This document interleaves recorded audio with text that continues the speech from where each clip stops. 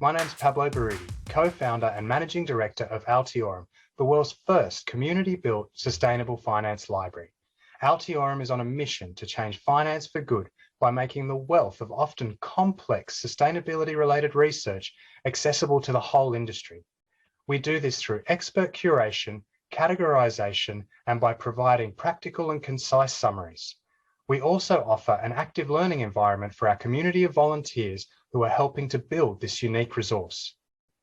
The investment industry has a critical role to play in addressing the major sustainability challenges of our time.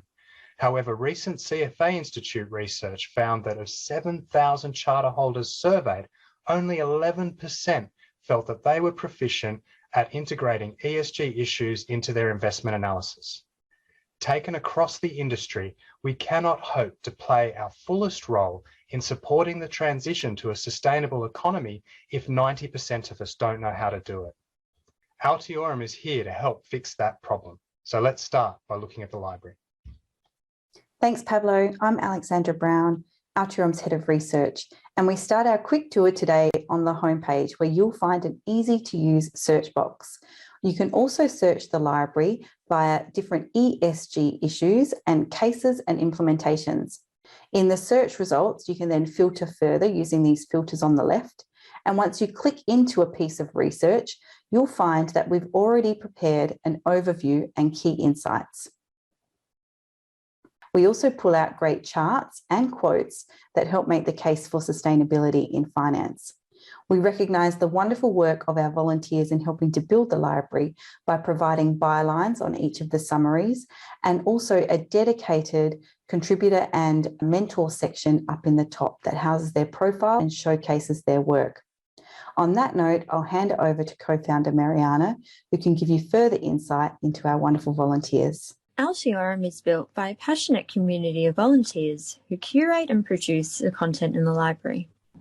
We have two types of volunteers: contributors, who are our future leaders, typically university students who are studying business or finance degrees and want to know more about sustainable finance, and mentors, who are industry professionals who have expertise in sustainability issues or finance, who mentor contributors through to publication. Here's what our volunteers have to say. I think it's really important to help nurture that next generation of responsible investment professionals that are coming through, and that's a part of it I find really rewarding. I really like the idea of sustainable finance. That's why I entered into business, why I chose to be in a business degree, so that I could help businesses to become the most responsible corporations they can be. Very inspired by the purpose and mission of Altiorum to help influence the broader industry. Probably the number one is you're staying across all the literature, all the research and the guidelines and all the activity that's going on in this sustainable finance space. The biggest benefit as a contributor at Altiorum is that you're always learning. You can do that in your own time, fit it around study or work, and also with the support of a great team. I enjoy writing and I enjoy analysing research, and being a mentor at Altiorum gives me the chance to do both things. And then on the other side, providing, invaluable opportunities to the contributors, in the forms of having opportunities to contribute to articles and, even potentially expedite employment. For me, the experience with Altiorum is just amazing. I've done lots of reading, learning about issues related to sustainable finance, and connecting with many great people in the industry. The connections I've made to founders, mentors, and other contributors has been very beneficial to helping me get to where I want to be in my career. It's just being able to work with such a talented team of staff and volunteers, because you're always working with someone different. You get staff-based time with people like yourself, and it's so wonderful to see the community grow. I feel that Altiorum has enabled me and has helped me to pursue my passion and my interest. The skills that I'm gaining here are wonderful and they are extremely valuable in my career growth. Today you've heard from the Altiorum community, and now we would love to hear from you. There are many ways to get involved in our work. Become a member of the library, donate, volunteer your time, or if you're from an organisation, work with us to incorporate mentoring and the Altiorum insights into your learning and development program. Whatever way you choose to get involved, join our community today, and together we can change finance for good.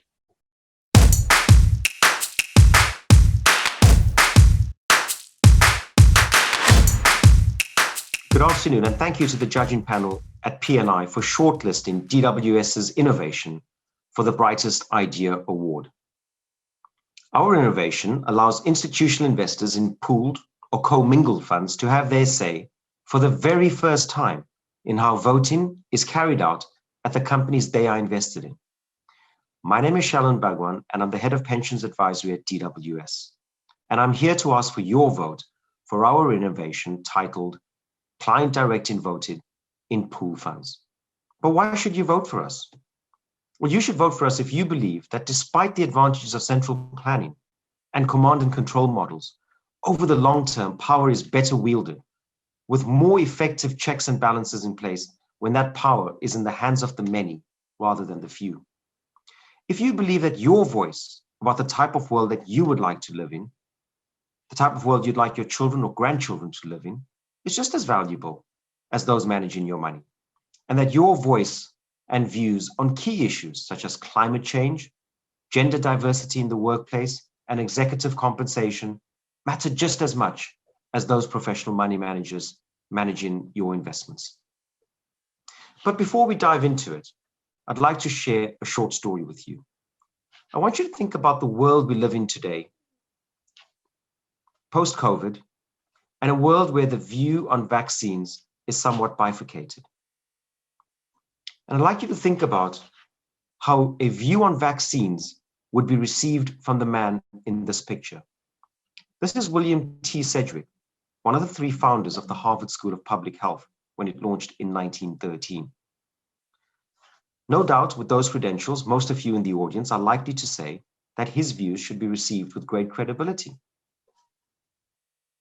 But in 1914, William Sedgwick also penned an article in the New York Times implying that mental exertion would harm the reproductive health of women and that they should not be allowed to vote. Today, the asset management industry, for the most part, has suggested that when it comes to voting in pool funds, they know best, and that individual investors in those funds should have no say in how voting at companies they are invested in is carried out within those pool funds. Pool funds and their investors are made to feel like second-class citizens. Those investors are indeed the disenfranchised. And they are not the minority. Like the woman fighting for the vote in the early parts of the 20th century, pool fund investors are a major part of the fabric of the asset management industry. Indeed, here in the UK, almost 50% of third-party pension fund money managed by asset managers is managed via some sort of pooled fund. No doubt, significant numbers exist in other countries as well. And so what of the reasons offered by asset managers for why pool fund investors should not be allowed to vote? Well, in essence, two reasons are offered. As professional asset managers, these asset managers believe that they know best, and that by allowing too many voices, possibly with many, many different views, they would dilute the impact of their particular chosen course of action at a particular company. However, what if that chosen course of action at that company did not align with your views or values as an investor in that pool fund? Asset managers remain silent on that issue. The second reason offered by asset managers relates to operational and legal challenges of collecting this myriad of views that could exist within a pool fund construct. Well, the DWS solution is simple. Working with our partner Minerva Analytics, we offer a choice of an off-the-shelf voting philosophy or alternatively a customized voting philosophy. Philosophies that are available include those drafted by the International Corporate Governance Network. Working with our partner at Minerva Analytics, we then translate those policies into an actionable set of processes to allow voting to take place on a practical level.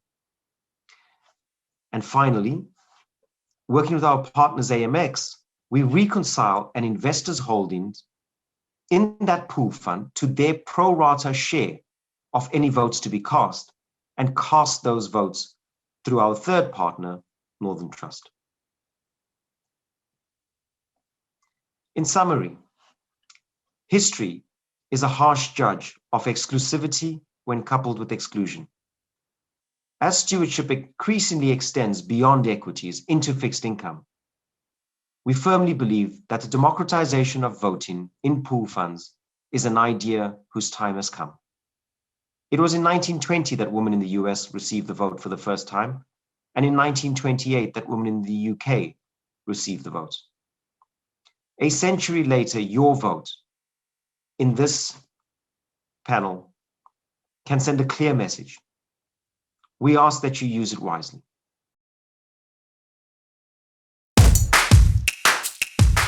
My name is Carlos Sanchez. I'm the Executive Director at the Coalition for Climate Resilient Investment, or CCRI. CCRI launched at the UN Climate Action Summit in September 2019 as a private sector-led initiative dedicated to advancing practical solutions for a better integration of physical climate risk in investment decision-making. And by doing so, aiming to promote opportunities in advancing a global network of resilient infrastructure assets, which would ultimately protect economies, societies, communities, and assets from the projected impacts of physical climate risk. In less than 2 years, CCRI has grown from 35 members to over 120, and from 5 trillion in assets represented to now 20 trillion. Co-convened by the Global Center on Adaptation, the World Resources Institute, the World Economic Forum, the UK government, and Willis Towers Watson.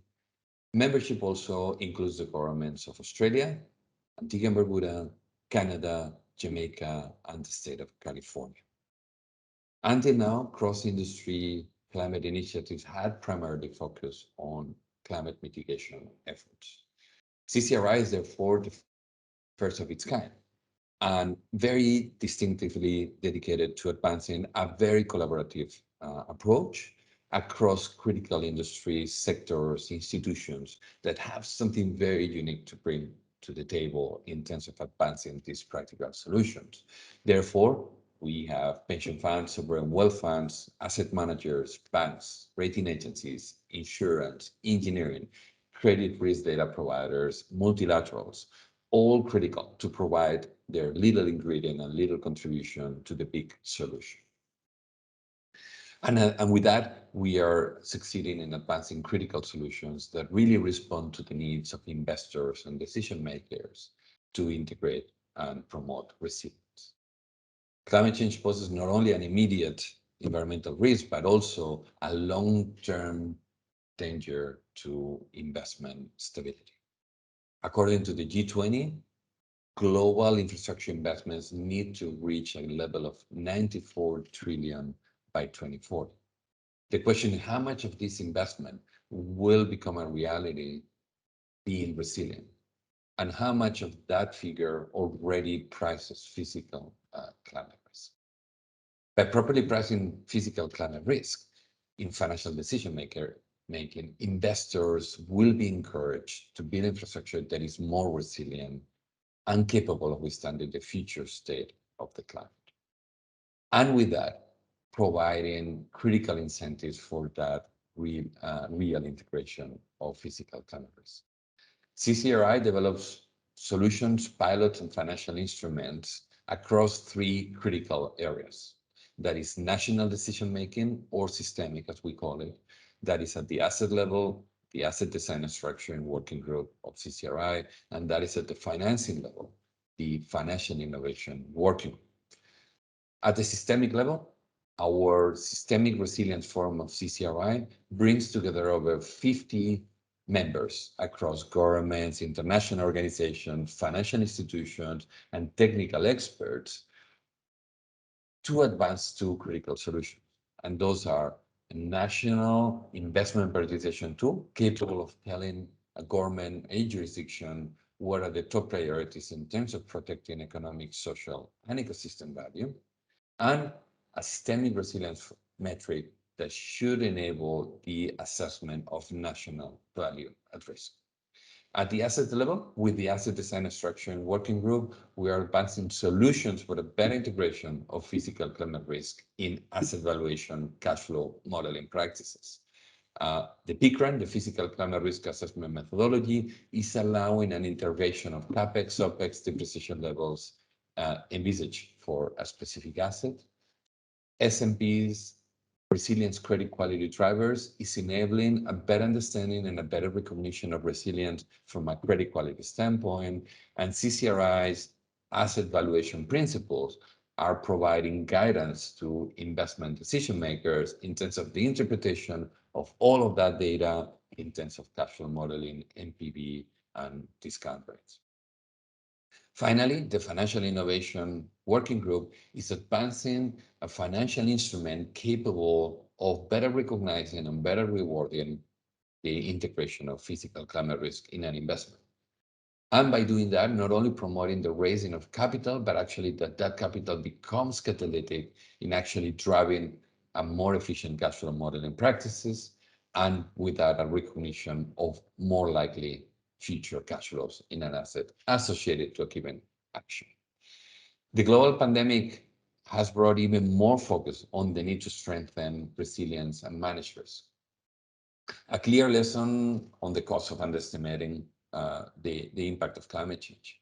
From California to Greece to Siberia, the wildfires that raged this summer illustrate the threat of asset damage, operational disruption, and human suffering associated to physical climate risks that continue to escalate.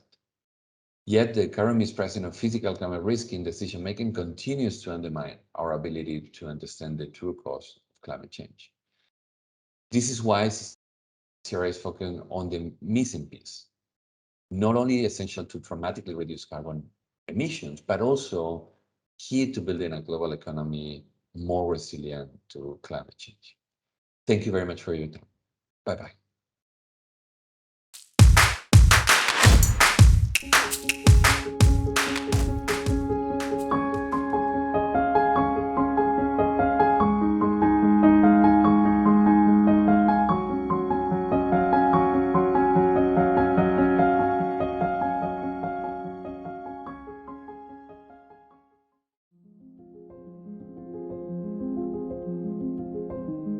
For state pension funds in the United States, the average funded ratio as of December 2019 was only 70%. The problem with this is if they can't generate sufficient return from their investments to meet their investment targets, they're going to have to call on the state and the taxpayers to help bail them out.